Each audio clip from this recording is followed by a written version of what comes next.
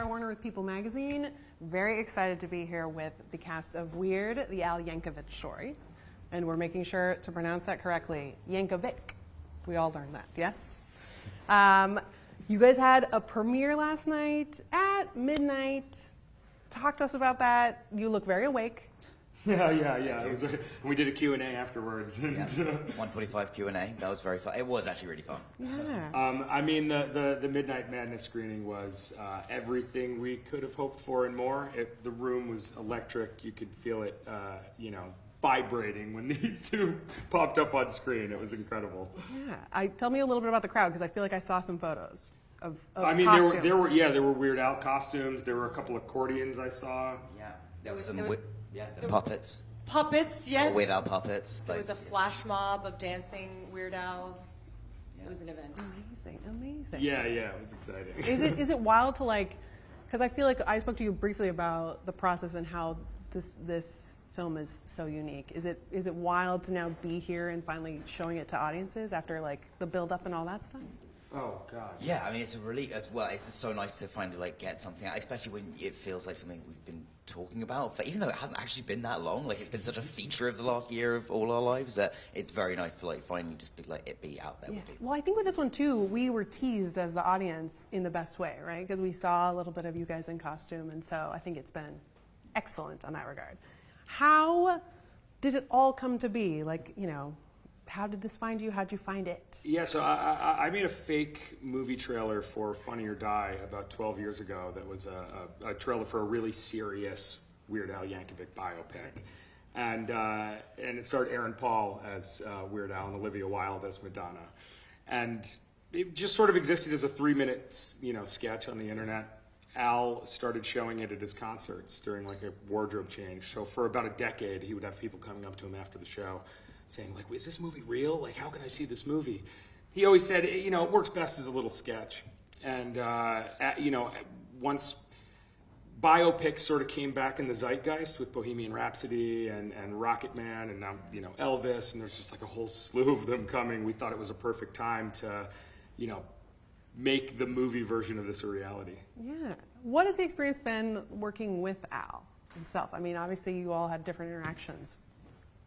Yeah, I mean, it was very sort of intimidating in a way to be on set with him while we're making this movie about him. But also, thankfully, he's an incredibly generous, sweet guy, and was very, he's very patient with me. He gave me lots of he tried valiantly to teach me the accordion, and was generally just very available. And I think there was no one working on this movie that was indifferent to Al. Everyone on this movie loved Al deeply, so I think having him there on set every day made it incredibly special. There was nobody who was half-arsing it, or everyone was, it's very inspiring to be there with him. Yeah. Yes, it felt like a safety net having him there, because you knew that everything you were doing, he was approving of, so you didn't have to question.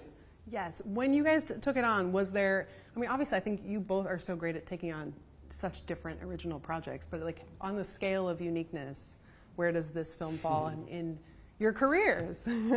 This is one of the most fun projects I've worked on. I think we've both sort of agreed, and I felt oh no, now I'm only going to want to do comedies because it was such a great experience, and just being able to act opposite Daniel, who I've looked up to as an actor, but then you find yourself in these situations where you've got this wig on and this mustache, and you're giving the most heartfelt performance, and I'm dressed like Madonna. It was very hard to keep a straight face most of the time. Yeah, it was true. It was really great. It was just such a joy, this job. I don't know, and as Evan says, it is hard to not want to just do comedy all the time. It's such a nice existence and a nice life, and and also it makes a difference who you're doing with. Evan is incredible. I mean, getting to work with her and do all those insane scenes was so much fun.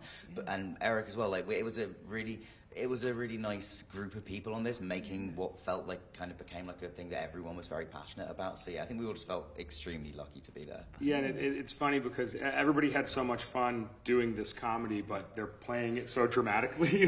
The tone of it is very serious. So it's we call action and everyone's just acting the hell out of these scenes. And then, we call cut and everyone, the absurdity of it is what's so fun and funny. Amazing. Well, I was going to say, obviously consummate professionals, but I was wondering if there might be a blooper reel eventually.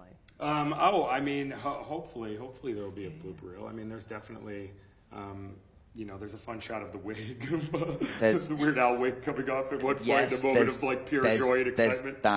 There's the Hawaiian state fish you got about 7 takes of me pronouncing it incorrectly. Oh, that's right. That's not in there. Oh, it's not in there. No, it's not in there. Is it not in there anymore? I don't know if it's in there. That's good. This is good to bring up. We can put it on the reel. And it's not because you didn't pronounce it correctly, because we got there. Sure, we got there. The huma huma nuka nuka pua. If you say so. Excellent. Don't be mad at me, people of Hawaii. Yeah. Can you guys talk a little bit about like finding, your way into the characters? Like, I know it's intimidating to play real people. You might have to. You want me to hold for that? It happens. It's natural. Keep this Sirens. Yeah. Sirens are bad. Everyone's staring at the camera. It'll be like those songs you listen to in your car that have sirens in them, but you think you're actually getting pulled over. That's nice. I hate that. Yeah. What do I have in this car when the cops are coming? What did you enjoy most kind of about like finding yourselves in these real life people? I mean, Madonna, like, everyone had fun working on that. Wardrobe, hair. We would come in, we would put the Immaculate Collection on, and then it would just explode with laughter and giggling and dancing.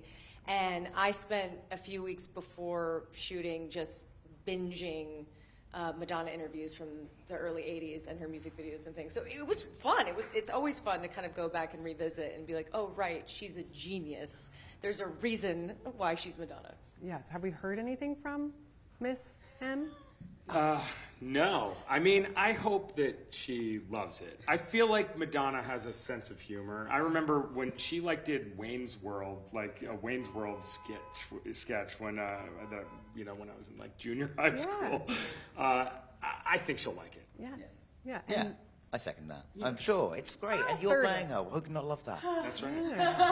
For Mr. Yankovic, was there like what did you enjoy most about you got to spend time with him and then I got to spend a lot of time. I mean, the version obviously of Al that we're playing in the movie is sort of its own thing up to a certain point. But I mean, I kind of had a fairly decent head start in terms of I was pretty well acquainted with like all the songs that I'm singing in the movie. I was like already fairly far along on. So yeah, it was especially for this shoot on such a short shoot. So much of it was just about like kind of hitting the ground running and making sure that with the stunt choreography or the dance choreography or all the songs or whatever it was that I was just like prepared for all of that. Yeah. Was there one Madonna or Al song that like stayed in your brain longer? Or that would get stuck, or one that you enjoyed most? I mean, I feel like every time we would do a song on set, it would then remain in the entire crew's brain until we did the next song, which would then like push it out. But there was a lot of like humming whatever the last thing we had sung was for me. Yeah. That's true. Yeah, they're definite earworms. There's an original song during the end credits, and yeah, that one's been in my head for. Really good. See you at the months. Oscars. I hope so. Right? South Park got nominated, right? South Park.